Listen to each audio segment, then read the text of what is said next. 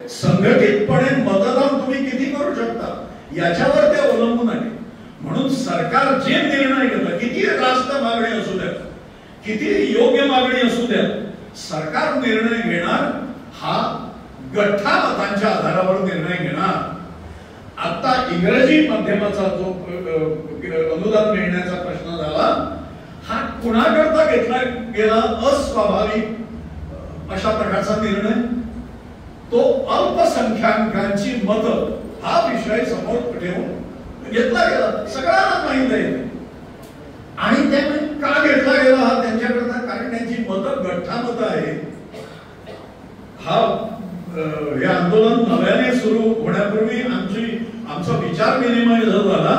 त्याच्यात एक विचार मी मांडला की आतापर्यंत आपण सगळे मराठी प्रेमी जे आहोत, ते वेगवेगळे स्तरांवरची नावं असली, साहित्यिक असो, वादक असो, गायक असो, सगळे याच्यात वारकरी, भजनी मंडळ वगैरे, ही सगळी मंडळी जी आहेत, हे आतापर्यंत एक ओळख आम्ही सांगतात मराठीच्या संदर्भात, ते म्हणजे आम्ही मराठी प्रेमी आहोत.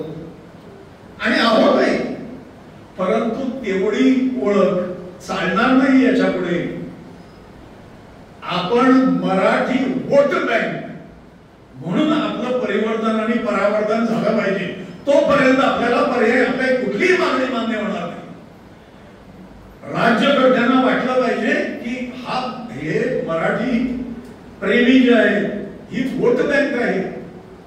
वोट बँक म्हणजे काय असतं की तुम्ही जर ही मागणी पूर्ण केली नाही तर मी तुम्हाला मतदान करणार नाही, असं सांगणारा एक समूह जो असतो, जो एकमुखाने मतदान करत असतो, त्या समूहाला मतपेढी म्हणतात, वोट बँक म्हणतात त्याला. ती वोट बँक आपली नाही. आणि त्यामुळे जोपर्यंत मतपेढी नाही तोपर्यंत कसली मागणी पूर्ण होणार नाही. गोवा वेगळ्या दिशेने वाटचाल करेल. म्हणजे कोणत्या दिशेने?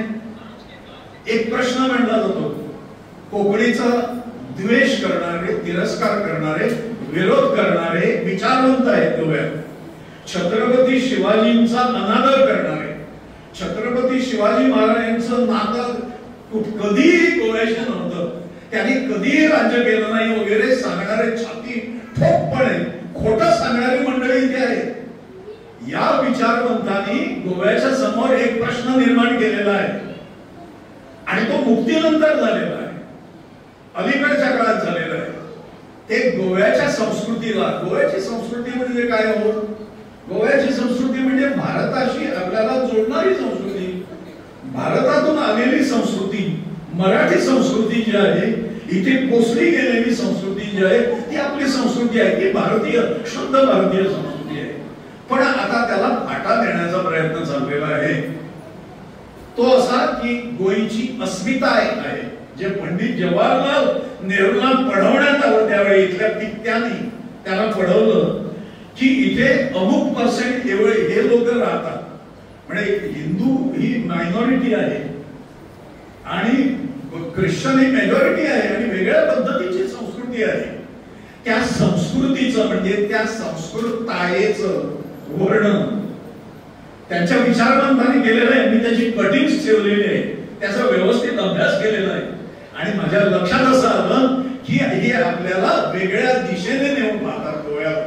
मी एरवी काही एखाद्या विशिष्ट पक्षाला माझं मत देतो, यावेळी मी माझं मत त्या पक्षाला किंवा कुणालाही देणार नाही जो पक्ष मराठीला पाठिंबा देणार नाही, राजपक्षाला देणार नाही.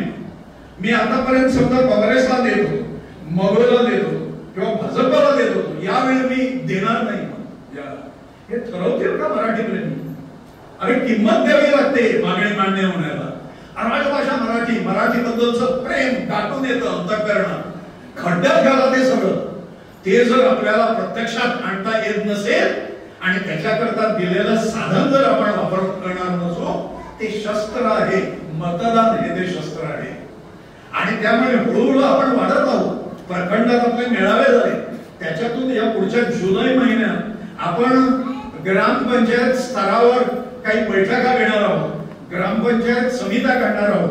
गोव्यात साधारण 200 ठिकाणी आपली शक्तिस्थानं मराठीची निर्माण होती कायमस्वरूपी. म्हणजे कागदावर लिहिण्यासारखी नाही, जे प्रत्यक्षात आणतील कार्यक्रम अशा प्रकारची होती. हळूहळू सुरुवात झालेली. 18 प्रखंडाचे या पुढच्या शनिवार रविवारी सगळ्या प्रखंडांच्या सभा पूर्ण होतील आणि आपण पुढच्या कामाला लागलो. मामलतदारांना निवेदन वगैरे असल्या गोष्टी त्या कराव्याच लागतात आणि त्याने काही होणार नाही आपल्याला माहित आहे. होणार आहे कशाने होणार आहे? आपल्या मतदाराने होणार आहे. आपण काही ना किती लोकांना आम्ही जर मत दिले ना तर मग ते अमके सरकार बसवत आणि दुसऱ्या सरकारला खड्ड्यात जाऊ द्या 1-2 वर्ष. कुठल्याही राजकीय पक्षाला खड्ड्यात जाऊ द्या. ज्याला मराठीचं हित पाहता येत नसेल, ज्याला गोव्याचं भवितव्य पाहता येत नसेल, ज्याला आपल्या पुढच्या पिढ्यांचं भवितव्य कळत नसेल, ते खड्ड्यात गेले तरी चालतील. एवढा निग्रह जर आपण दाखवला तर आपलं यश 100% आहे याची मला खात्री आहे. आणि हे आपण करणार आहोत. हे करूया आपण कुणाच्या कुठल्याही पक्षाचा द्वेष नाही आपल्या ठिकाणी. आपण आपल्याला आकस नाही हा पक्ष की तो पक्ष असं नाही. ज्या पक्षाचा कॅन्डिडेट निवडून यायचा असेल त्याने मराठीच्या बाजूने उभं राहायला पाहिजे. निवडणुकीच्या अगोदर, निवडणुकीच्या नंतर नव्हे आणि निवडणुकीच्या जाहीरनाम्यानंतर नव्हेच. तो जाहीरनामा येणार त्यावेळेला आपण काहीही करू शकणार नाही. म्हणून मत जे निर्माण केलं पाहिजे आपण ते त्याच्या अगोदर निर्माण केलं पाहिजे. त्याने आपल्या व्यासपीठावर यावं आणि सांगावं मराठी राजभाषा करायला माझा पूर्ण पाठिंबा आहे. 40 आमदार जर असतील तर 40 पैकी 40 आमदार मराठी राजभाषा करण्याला संमती त्यांची आहे असं आपण गृहीत धरू. असं का होऊ नये? त्याच्यातले काही मतदारसंघ सोडा पण मेजॉरिटीने जो पक्ष इथे निवडून येतो त्या पक्षाची सगळी मंडळी मराठी मतदानावर निवडून येतात. वेगळ्या अल्पसंख्याकाच्या मतदानावर निवडून येत नाही. आणि त्यामुळे वोट बँक निर्माण करणे आपला प्रश्न आहे. हा राजकीय मार्ग पद्धत नाही. परंतु एखाद्याने जर विविध पद्धतीने आपल्याशी अन्यायच करायचं ठरवलेलं असेल तर आपणही शठम प्रति शाठ्यम या न्यायाने आपण त्यांच्याकडे वागणार. आणि आपण रास्त मागणी करतो त्या मागणीला संमती दिली पाहिजे, पाठिंबा दिला पाहिजे. सरकारने दखल घेण्यास सुरुवात केलेली आहे आपली या नव्याने आपल्या सुरू झालेल्या चळवळीला. दुसऱ्याच दिवशी भारतीय जनता पार्टीच्या कोर कमिटीची मीटिंग झाली आणि त्याच्यात आढावा घेण्यात आला काय कसं काय आहे. आणि त्याच्यानंतर दामू नाईकांनी दुसऱ्या दिवशी स्टेटमेंट जो दिला तो स्टेटमेंट हा प्रश्न संपलेला आहे असं स्टेटमेंट दिलं. कोकणीत ज्याला भुजलं म्हणतात बरं तसं दामूना भुजलं सुरुवातीला. आणि मग बाकीच्यांनी सांगितलं असते मूर्खपणा करू नको म्हणतो. आणि नंतर आपण पत्रक काढलं की मिटलेलं नाही तो शाश्वत आहे आणि तो सोडून घेणार म्हणून आम्ही आपल्या ताकदीच्या आधारावर भीक मागून नव्हे आमचा मूलभूत हक्क म्हणून आम्ही हा सिद्ध करून घेणार आहोत. त्यामुळे याच्या पुढे युवा संमेलन घेणार आपण ज्या ज्या ठिकाणी शक्य असतील तर किमान 500 युवकांचं एक संमेलन अशा पद्धतीने गोवावर संमेलन ऑगस्ट सप्टेंबर मध्ये व्हावीत असं आपण ठरवतो. मातृशक्ती मराठी युवा शक्ती उभी करायची आहे. सगळ्या तरुणांनी घ्यायचं आहे. त्याच्यात आपल्या घरातल्या तरुण मंडळींना रस्त्यावर एकदा मराठीसाठी घेऊन या, बाहेर काढा त्यांना असे हाक आपण देणार आहोत. आणि मराठी युवा शक्तीचं प्रदर्शन आपल्याला या गोव्यासमोर करायचं आहे. त्याचप्रमाणे मराठी मातृशक्तीचं प्रदर्शनही करायचं आहे. ती ताकद उभी करायची आहे. या 2 महिन्यात आपण अशा प्रकारचे जोरदार प्रयत्न करणार आहोत. आणि त्यांच्या म्हणजे वक्त्यांचा अभ्यास वर्ग घेणार दरम्यानच्या काळात. म्हणजे माझ्यासारख्यांना वृद्ध मंडळींना बोलावं लागतं कामा नये. याच्यामुळे तरुणांचे मेळावे होतील आणि काय होते त्याच्यात असंख्य तरुण कार्यकर्ते आहेत भाषण करणारे. इथे मला अभिमान वाटला की यांना जर एखादा विषय जर दिला असता इथे मांडण्यासाठी आमच्यापेक्षा उत्तम पद्धतीने या तरुणाने तो मांडला असता.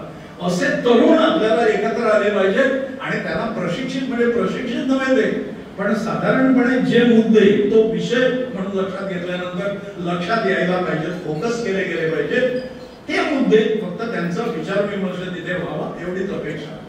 तर त्यामुळे हे सगळं होणार आहे. लक्षात ठेवा हा साधा लढा नाही, ही आरपारची लढाई आहे. ही निर्णायक लढाई, याचा निर्णय होणारच आहे. महायुद्ध जे महाभारतात जे झालं त्याचा निर्णय श्रीकृष्ण ज्यांच्याजवळ आहे ती बाजू जिंकणार आहे युद्धात. त्यामुळे तपश्चर्या केलेली ही सगळी मंडळी ज्या बाजूला आहे हे समर्पित भावाने मराठीचं कार्य करत आहेत.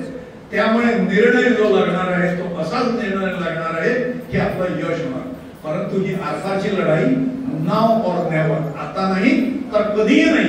आपल्या पुढच्या पिढ्यांचं भवितव्य आणि गोव्याचं भवितव्य जर आपल्याला राखायचं असेल, आपल्याला ते पोर्तुगीज धार्जिणं जर बनवायची, अस्मिता जर बनवायची जर नसेल, विकृतीकरण त्याचं जर करायचं नसेल आपल्या संस्कृतीचं, तर आपल्याला मराठी राजभाषेशिवाय अन्य पर्याय नाही. ही हा केवळ बोलाचीच कडी आणि बोलाचाच भात अजिबात नाही. आपण हे इलेक्शन पूर्वी म्हणजे निवडणुका ज्या 2027 मध्ये येतात, आपल्याला 1.5 वर्ष अजून शिल्लक आहे. हळूहळू आपण ताकद वाढवणार, आपण वेगवेगळे काही कार्यक्रम घेणार, लोकांसमोर विविध प्रश्न आपण निर्माण करणार, मराठीची वोट बँक करण्यात आपण यशस्वी होणार. कुटुंब व्यक्तिशः लोकांनी हे ठरवलं पाहिजे.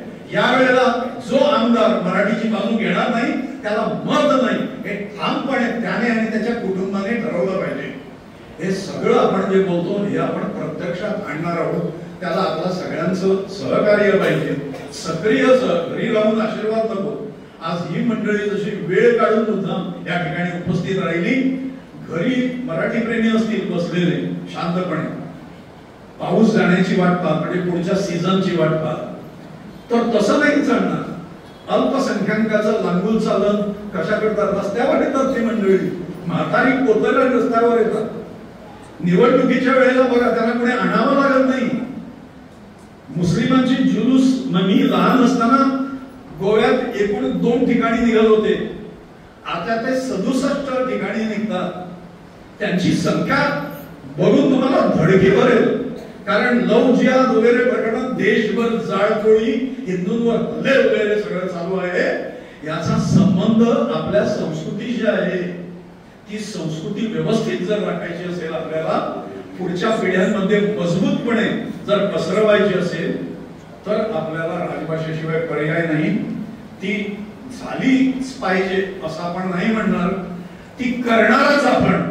हा निश्चय, कृत निश्चय आपण इथे प्रकट करण्यासाठी जमलेलो आहोत.